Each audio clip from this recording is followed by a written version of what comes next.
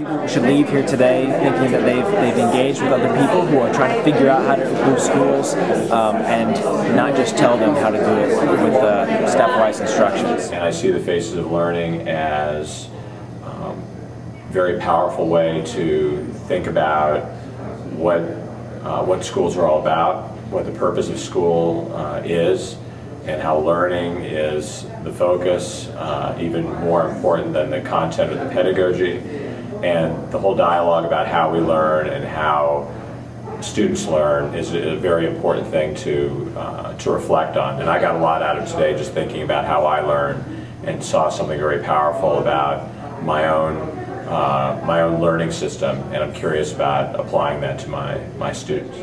Our stories are there, and we don't take time to listen to each other. We don't take time to encourage each other to tell their stories.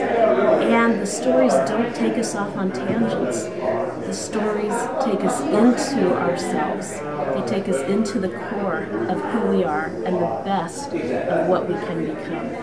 And that's to help students find their spark, kind of the element, if you've read Ken Robinson's wonderful book, find that spark that really lights them up. And then they want to learn because they have a connection to themselves and to the world through their spark. We all have the ability to remember our worth, not discover our worth, but remember our worth and unleash our potential. And we're never asked what it is and when and where we were when we learned best. So, you know, over time, one of the things that I've learned is if you really want to build a movement of people, it's going to be slow and steady.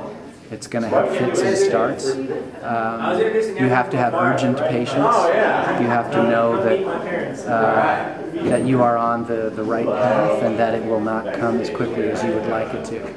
Everyone who came today got to participate in something real and exciting that I think is unique in terms of what other conversations in and outside of schools are like right now. So people should take these conversations to their families, to their relatives, to their children, to their teachers, and try and spur the same kind of dialogue, really push them to try and explore the same questions. So, we're not even close to done yet, and that's a good thing for Kansas City, for our schools, for the areas around Kansas City.